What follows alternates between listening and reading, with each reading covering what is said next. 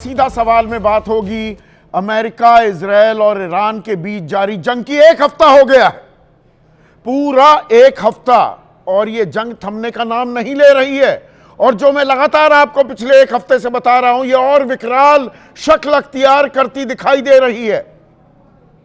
और अब एक बात यह भी साफ हो रही है कि यह ट्रंप का बेसिर पैर का खेल है क्या। हफ्ता हो गया, 7 दिन हो गए, अब तक यह मालूम नहीं पता लग पा रहा है कि भाई ये दरअसल युद्ध क्यों किया जा रहा है, ईरान पर हमला क्यों किया गया। पादरियों से अब आशीर्वाद लेते घूम रहे हैं डोनाल्ड ट्रंप। पिछले 2 दिनों में जो घटनाक्रम हुआ है बहुत दिलचस्प है। पास्टर्स को, पादरी, वो आशीर्वाद दे रहे हैं कि जी ये बहुत महान नेता हैं, ये अमेरिका की रक्षा करेंगे। और ये नौबत क्यों आ गई है, अमेरिका को अब समझ में ही नहीं आ रहा है ये युद्ध क्या गले की हड्डी बन गया है। अब डोनाल्ड ट्रंप के सबसे कट्टर समर्थक कह रहे हैं कि ये तो इजराइल करना चाह रहा था, ये नेतन्याहू के खेल में डोनाल्ड ट्रंप फंस गए।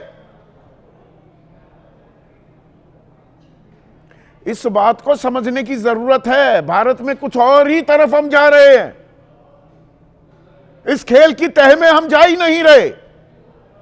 कहा गया परमाणु हथियार बना रहा है, वो पिछले साल 12 दिन का युद्ध हुआ था, तब कहा था सारे परमाणु संयंत्र ध्वस्त कर दिए तो फिर से परमाणु हथियार कैसे बना रहा है। फिर कहा गया नहीं जी हमला करने की तैयारी कर रहा था ईरान। उनके सांसदों के सामने रक्षा मंत्रालय ने कहा नहीं ऐसी कोई जानकारी नहीं थी। और भारत में एक तबका वो अंधभक्ति में, ट्रंप की ऐसी अंधभक्ति में विलीन था, वो इसे हिंदू मुसलमान भी बना रहा था। हिंदू मुसलमान क्या, मुसलमान यहूदी बना रहा था। खेल तो वो हिंदू मुसलमान का ही था। मैं लगातार ये सवाल उठा रहा था, खेमेनाई की जो हत्या की गई, भारत ने शोक क्यों नहीं जाहिर किया। सदियों पुरानी हमारी दोस्ती है दोनों सभ्यताओं की, और बुरे वक्त में ईरान ने हमारा साथ दिया। बताने की कोशिश ये हो रही थी ईरान तो दुश्मन है, और क्यों शोक संदेश दिया जाए, यह संदीप चौधरी के पेट में दर्द क्यों हो रहा है। कल सरकार ने बाकायदा ईरानी दूतावास में जाकर शोक संदेश लिखा और हस्ताक्षर किया हमारे विदेश सचिव ने। पर यह दबाव में आकर किया क्या, या हद कर दी डोनाल्ड ट्रंप ने, ईरान के एक युद्धपोत को उड़ा दिया। कहां आया था भारत के साथ, युद्धाभ्यास हो रहा था, मिलान हो रहा था विशाखापट्टनम में। तो अंधभक्त ये बताने लगे वो हिंद महासागर हमारा थोड़ा है, हिंद महासागर में हमला किया है, 87 लोग मारे गए, 32 वो पानी में थे, उन्हें बचाने के लिए भी पनडुब्बी नहीं गई अमेरिका की। ऐसा दुनिया के इतिहास में पहली बार हो रहा है। नाज़ीज भी अगर मार गिराते थे, और वो मार गिराते थे जहाजों को, तो जो पानी में डूब रहा होता था नाविक उसे बचाते थे। यहां बचाया नहीं, और हमने कोई चिंता जाहिर नहीं की है, ना कोई निंदा की है। और उस पर से अब डोनाल्ड ट्रंप कह रहा है कि देखिए अच्छा युद्ध थोड़ा सा बढ़ रहा है, तेल तो निकलेगा, भारत वालों को मैं इजाजत देता हूं। उनका वित्त मंत्री कह रहा है विल अलाउ। इनकी हिम्मत कैसे हो जाती है। अमेरिका का वित्त मंत्री, उनका राष्ट्रपति कह रहा है हम मोहलत दे रहे हैं, 1 महीना और खरीद लो रूस से तेल। अर्थव्यवस्था का, दुनिया का तेल निकले, पर हमारी कूटनीति का भी तेल निकल रहा है क्या। इस पर आपकी राय क्या है, आपके सुझाव और आपके सवाल, जो अब सीधा सवाल के अहम हिस्सा बन चुके हैं, उनका रहेगा इंतजार। तो मिडिल ईस्ट में युद्ध को आज 7वां दिन है, 1 हफ्ता हो गया, और यह कब थमेगा किसी को कोई अंदाजा नहीं है। यह बहुत लंबा खिंच सकता है, अस्थिरता बनी रह सकती है, हफ्तों नहीं महीनों तक। और ये मैं क्यों कह रहा हूं? क्योंकि इस तस्वीर पर गौर कीजिए।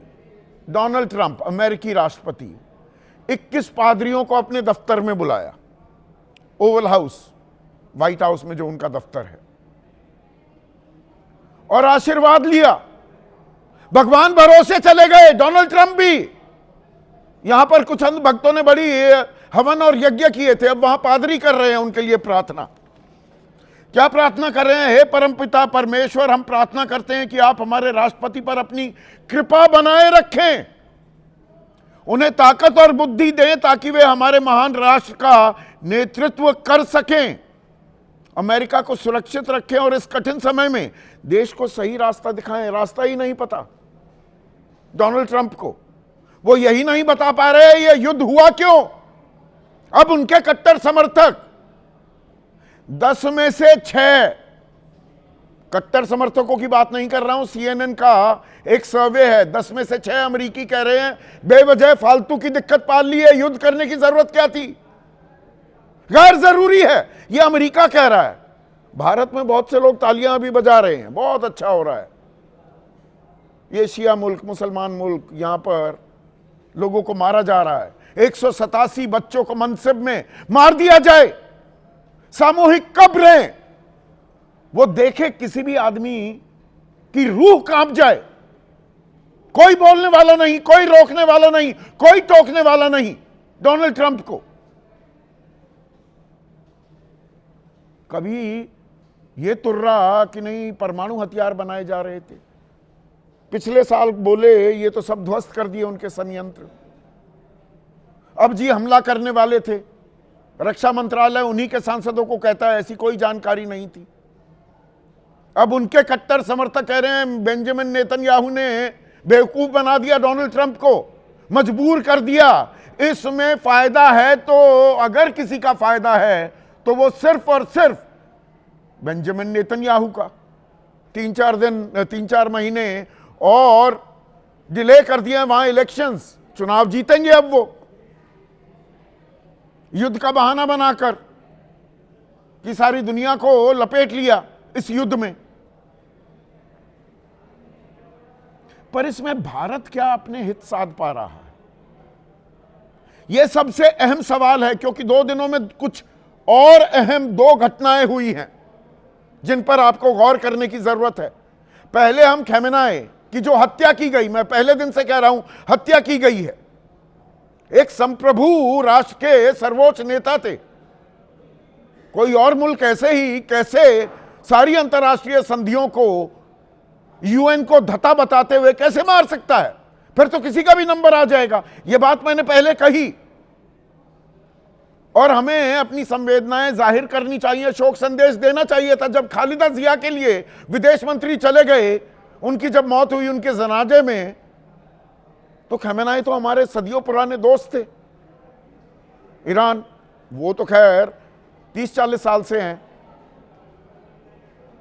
तो कल विदेश सचिव विक्रम मिस्री ने ईरान दूतावास जाकर बाकायदा शोक संदेश लिखा, शोक जाहिर किया भारत सरकार ने। पर यह पहले दिन कर देते तो, और बहुत से लोग बता रहे थे, गलत जानकारी दे रहे थे, 65-71 के युद्ध में पाकिस्तान का साथ दिया ईरान ने।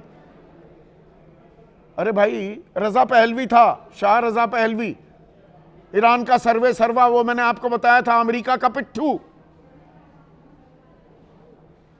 व्हाट्सएप ज्ञान भी ढंग से नहीं दिया जाता, बरगलाने की कोशिश की जाती है। अब ये देर आयत दुरुस्त आयत का मामला था या कुछ और हुआ? क्योंकि तार क्या एक और घटना हुई, युद्धपोत था ईरान का, IRIS डेना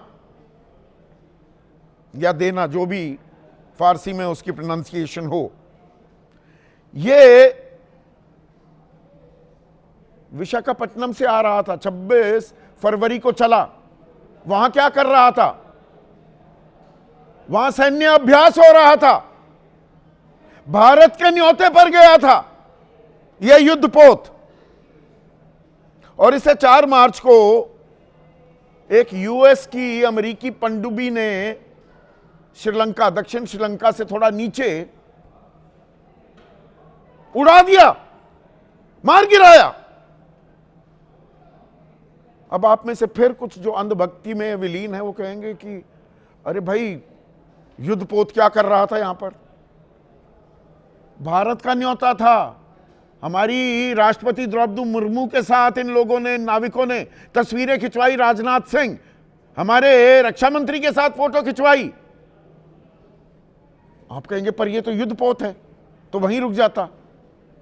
जब ऐसे अभ्यास होते हैं तो युद्धपोतों में हथियार नहीं होते, तो बिना हथियारों के युद्धपोत को निशाना बना दिया। 87 लोग मारे गए, 32 बचे। उन्हें भी बचाने के लिए पनडुब्बी में से अमेरिकी अधिकारी नहीं निकले। यह बीड़ा भी उठाया श्रीलंका की नेवी ने, वहां की नौसेना ने। अब कुछ कह रहे हैं कि अरे भाई, इंडियन ओशन, हिंद महासागर सारा हमारा थोड़ा है।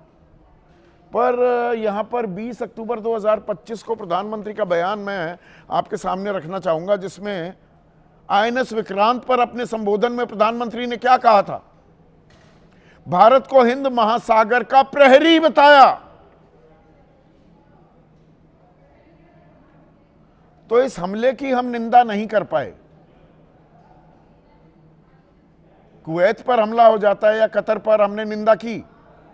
इस हमले की हमने निंदा नहीं की, भरपाई कर दी शोक संदेश देकर। क्या तो अमेरिका जो करे वही सही।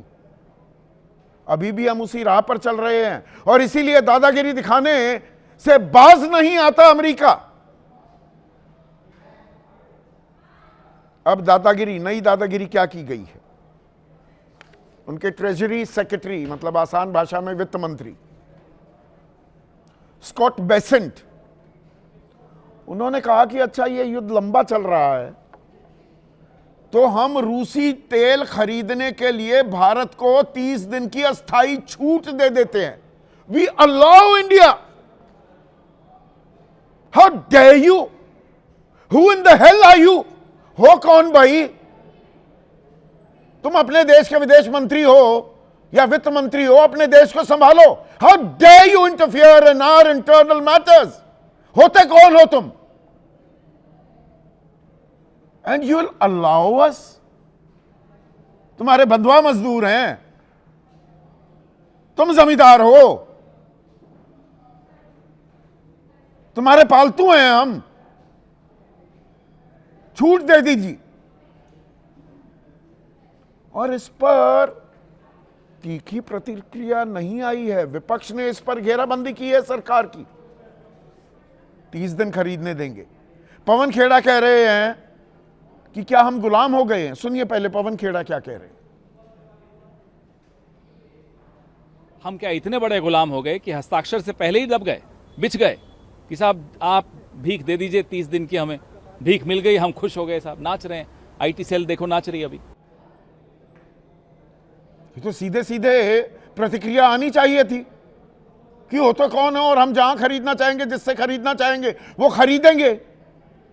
पर इससे क्या ये भी साफ होता दिख रहा है कि नहीं, भारत दब गया था, दबाव में आ गया था, रूस से तेल खरीदना बंद कर दिया था। मनोज झा आरजेडी के राज्यसभा सांसद हैं, वो भी यही सवाल पूछ रहे हैं कि आप कौन होते हैं 30 दिन की मोहलत देने वाले? सुनिए। 30 डेज की मोहलत, आप कौन होते हैं? कहां है हमारे एमईए? कहां है पेट्रोलियम मिनिस्टर? कहां है प्राइम मिनिस्टर? और मोहलत से बात, युद्धपोत पर जो ये हमला हुआ, आज तक अंतर्राष्ट्रीय मिलिट्री इतिहास में ऐसा नहीं हुआ है कि इस तरह से युद्धपोत पर हमला किया जाए और डूब रहे नाविकों को बचाया ना जाए। नाज़ी बचाते थे हिटलर के राज में, जो सबसे क्रूर नृशंस राज माना जाता है ताजा इतिहास में। वो भी गिरा दिए, जो मर गए, पर जो बच गए उनको निकाला जाता था। वो जहमत भी नहीं उठा रहा अमेरिका। तो इस पर सवाल उठाए हैं असदुद्दीन ओवैसी ने। सुनिए। आज अगर अमेरिका की सबमरीन हमारे मुल्क के करीब आकर टॉर्पीडो से उस कश्ती को बर्बाद करती है जो भारत की दावत पर विशाखापट्टनम को आई थी, और आज आप खामोश बैठे हुए हैं, तो कल चीन का सबमरीन आएगा, कल चीन का एयरक्राफ्ट कैरियर आएगा। ये जब आप क्या करेंगे?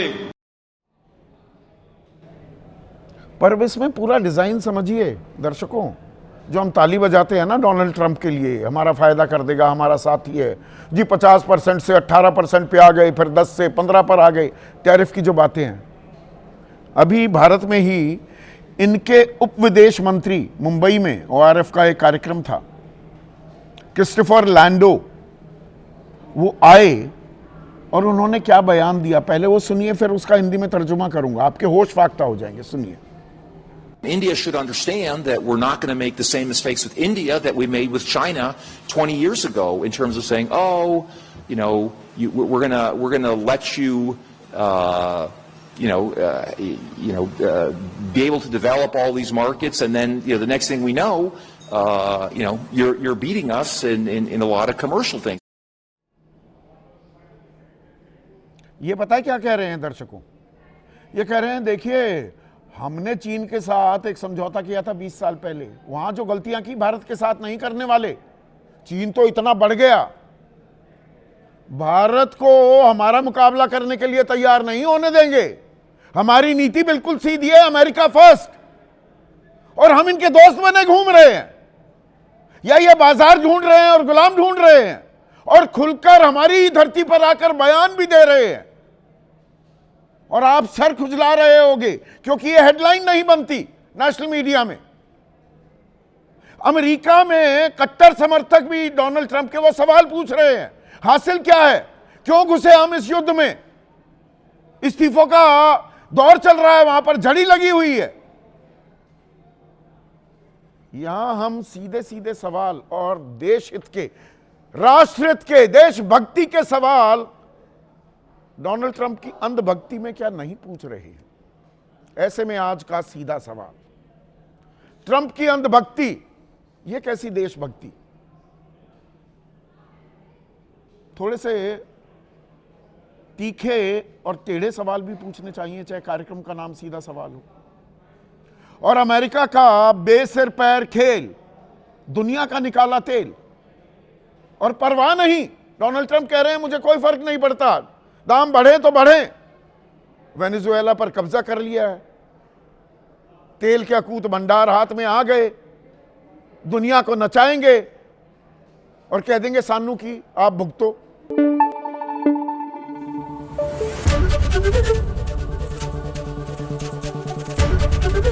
ABP न्यूज आपको रखे आगे।